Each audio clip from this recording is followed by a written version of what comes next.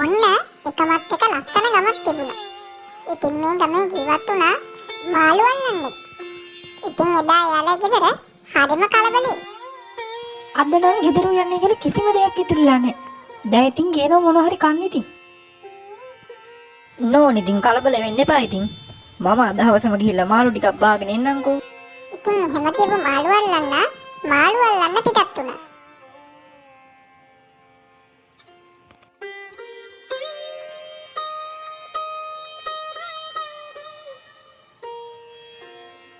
අපේ ඊයේ වැහැලා අද හොඳටම වතුර පිරීලා.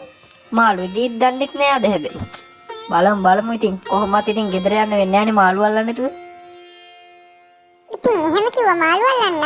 එතන තියෙන ගල් වැටියක් උඩ වාඩි වෙලා මාළු අල්ලන්න පටන් ගත්තා. ඔන්න ඉතින් ටික වෙලාවකට පස්සේ රත්තරන් මුට්ටියක් මාළු අල්ලන්න ගාවින්ම පාවෙලා යන්න පටන් ගත්තා. ඉතින් ඒක දැක්ක මාළු අල්ලන්න මුට්ටිය පස්සෙන් ගියා.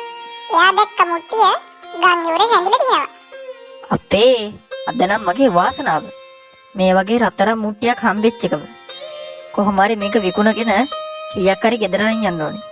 ඉතින් එහෙම කියපු මාළු අල්ලන්න මුට්ටිය විකුණන්න එන්න තවමට පිටත් වුණා.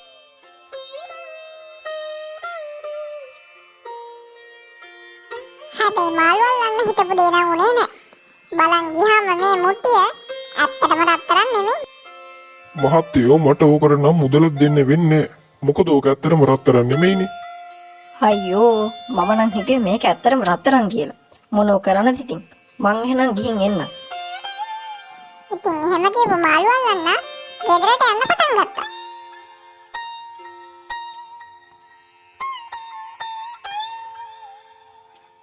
ඉතින් මේ විදිහට මාළු අල්ලන්න ගෙදර යනකොට එයාට මගදී මිනිස්සෙක් හම්බුණා. උන්න හේ දැක්කද එහෙම රත්තරන් මුට්ටියක් එහෙම පාවෙලා එනවා.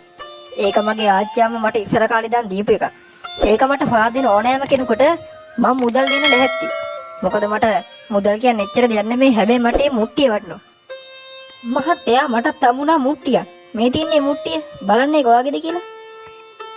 ඔව් මේක තමයි මගේ මුට්ටිය. හරි එහෙනම් මං ඔයාලට මේකට ගාණක් දෙන්න. ඉතින් මාළු අල්ලන්නට හරිම සතුටුයි. ඉතින් ඒ හම්බෙච්ච මුදලින් එයා ගෙදරට අවශ්‍ය බඩු ටික අරන් ගියා. ඉතින් මේ විදිහට තමයි මාළු අල්ලන්නගේ කතාව අවසන් වෙන්නේ.